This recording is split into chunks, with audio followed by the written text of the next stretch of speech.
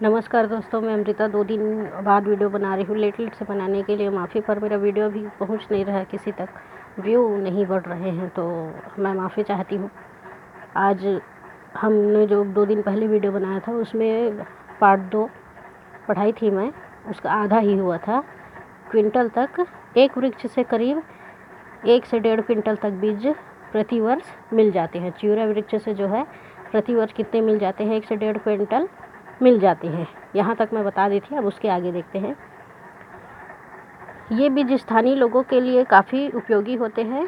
इन बीजों के छिलके निकालकर अंदर के भाग को धूप में या हल्की आंच पर सुखा लिया जाता है। ये बीज स्थानीय लोग जहाँ रहते हैं उनके लिए बहुत ज़्यादा उपयोगी होते हैं, और इसके छिलके को निकाल लिया जाता है और धूप में या हल्की कहीं पर धीमी आंच पर इसको सुखाकर पीस लिया जाता है और पानी में उबाल लिया जाता है। सुखाकर पीसने के बाद क्या करते हैं? पानी में उबाल लिया जाता है। कुछ देर उबालने के बाद इसे ठंडा होने के लिए रख देते हैं। थोड़ी देर उबाल लेते हैं, उसके बाद इसको ठंडा कर देते हैं। ठंडा होने पर घी मक्खन की तरह खाद्य पदार्थ पानी की सतह पर तैरने लगता है। जब यह ठंडा हो जाता है उसके बाद घी, उसमें से जो घी निकलता है वह क्या होता है? खाद्य पदार्थ पानी की सतह अर्थात पानी के ऊपर पर वह तैरने लगता है। इसे कपड़े से छानकर अलग कर लिया जाता है। चिउरा घी देखने में वनस्पति घी तरह सफ़ेद दिखता है। जब उसका तरल पदार्थ पानी में तैरने लगता है तो उसे कपड़े से छानकर अलग कर लेते हैं और वह देखने में बिल्कुल वनस्पति घी की तरह सफ़ेद रंग का होता है तथा साधारण ताप पर ठोस होता है। साधारण ताप पर यह कैसा होता है? ठोस हो जाता है। स्थानीय लोग इसी घी में पूरी, हलवा एवं अन्य पकवान बनाते हैं। वहाँ के जो स्थानीय लोग हैं इसी घी में, जैसे हमारे यहाँ वनस्पति घी में बनाए जाते हैं, वहाँ के लोग इसी चिउरा वृक्ष से निकले हुए घी में ही हलवा, पूरी आदि स्वादिष्ट पकवान बनाते हैं। यह अत्यंत स्वादिष्ट और हानि रहित होते हैं। उनसे जो बनाया जाता है वह क्या होता है? अत्यंत स्वादिष्ट और हानि रहित होते हैं, अर्थात किसी भी प्रकार का नुकसान नहीं पहुंचाते हैं।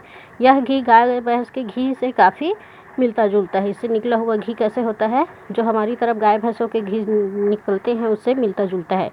मिट्टी के तेल के अभाव में यह घी जलाने के काम भी आता है। जब मिट्टी तेल नहीं होता है या समाप्त हो गया होता है तो यह घी जलाने के भी काम आता है। यह बिल्कुल मोमबत्ती की तरह धुआं रहित जलता है। जैसे मोमबत्ती जलता है जिसमें धुआं नहीं आता है, इसी प्रकार भी यह घी भी जलता है। यही नहीं, जाड़ों में जब हाथ पैर तथा होंठ से फटने लगे हैं या गठियावाद हो तब स्थानीय लोग इसे चिउरा घी एक अचूक दवा का काम करता है। जब होंठ फटने लगे या गठियावाद जैसा रोग हो तो यह एक दवा का भी काम करता है। वे इसी घी को गर्म कर धूप में मालिश करके रोगों का उपचार करते हैं। जब ऐसी बीमारियां होती है तो घी को धूप में गर्म करके उसी से मालिश करते हैं और अपना उपचार कर लेते हैं। चिउरा घी में एक महत्वपूर्ण रसायन होता है जिसे पामेटिक अम्ल कहते हैं। यह रसायन विभिन्न औषधियों तथा सौंदर्यवर्धक रसायनों को बनाने में काम आता है। उसमें एक महत्वपूर्ण रसायन पाया जाता है जिसे पामेटिक अम्ल कहा जाता है। यह रसायन विभिन्न प्रकार के औषधि और सौंदर्यवर्धक रसायनों में को बनाने में काम आता है।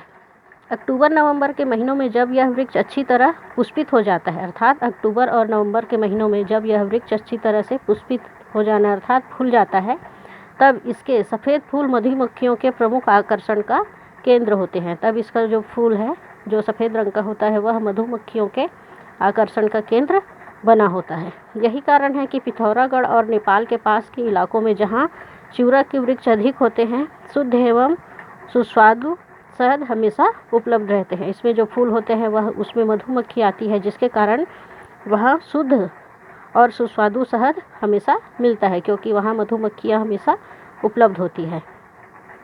यदि मधुमक्खी पालन ग्रहों को इन्हीं वृक्षों के पास रखा जाए, यदि मधुमक्खी के पालन ग्रह जो होते हैं जिनको पालते हैं उसको इस वृक्ष के पास रखा जाए तो शहद सुगमता से मिल सकता है। तो शहद हमें कैसे मिल सकता है? आसानी से प्राप्त हो सकता है, परंतु इसके लिए बाकायदा वैज्ञानिक तकनीक अपनानी पड़ेगी। पर इसके लिए क्या करना होगा? वृक्षों के पास रखने के लिए एक तरह की वैज्ञानिक तकनीक अपनानी पड़ेगी। जब ये चिउरा वृक्ष पुष्पित होते हैं तब स्थानीय लोग इस पर चढ़कर बड़ी सावधानी से डाली को हिलाकर फूलों का रस बर्तन में इकट्ठा कर लेते हैं। जब यह चिउरा वृक्ष फूलता है तो यहाँ के लोग पेड़ पर चढ़कर डालों को हिलाकर सावधानीपूर्वक उसके रस को एक बर्तन में इकट्ठा कर लेते हैं और इसे छान व उबाल कर गुड़ प्राप्त कर लेते हैं और इसे छानते हैं तथा उबाल कर गुड़ प्राप्त कर लेते हैं। यह गुड़ देखने खाने में बिल्कुल गन्ने के रस से बने गुड़ जैसा होता है। यह गुड़ कैसा होता है देखने और खाने में किस तरह से लगता है, इससे लगता है जैसे गन्ने के रस से ही बना हो। लोग इसे औषधि के रूप में भी प्रयोग में लाते हैं। लोग इस गुड़ को औषधि के रूप में भी प्रयोग करते हैं। फूलों के रस से बना यह अनोखा गुड़ नेपाल और पिथौरागढ़ के उन्हीं इलाकों में मिल सकता है। फूलों से बना यह गुड़ कहाँ मिलता है? पिथौरागढ़ और नेपाल के उन इलाकों में मिल सकता है जहाँ चिउरा के वृक्ष होते हैं। ऐसे इलाकों में मिलता है जहाँ यह चिउरा वृक्ष पाया जाता है, क्योंकि इसका जितना उत्पाद होता है वह सब स्थानीय स्तर पर ही खप जाता है। क्योंकि इसका जितना भी उत्पाद होता है वह स्थानीय स्तर पर ही खपत हो जाती है। हाँ, तुम चाहो तो वहाँ जाकर इस अनोखे वृक्ष के घी, गुड़ और शहद का लुत्फ़ उठा सकते हो। यदि हम चाहें तो वहाँ जाकर इस अनोखे वृक्ष के घी, गुड़ और शहद का लुत्फ़ अर्थात मज़ा उठा सकते हैं। वैज्ञानिकों को इस वृक्ष की ऐसी पौधे तैयार करनी चाहिए जिसे यह अन्य क्षेत्रों में भी पर्याप्त मात्रा में उगाया जा सके।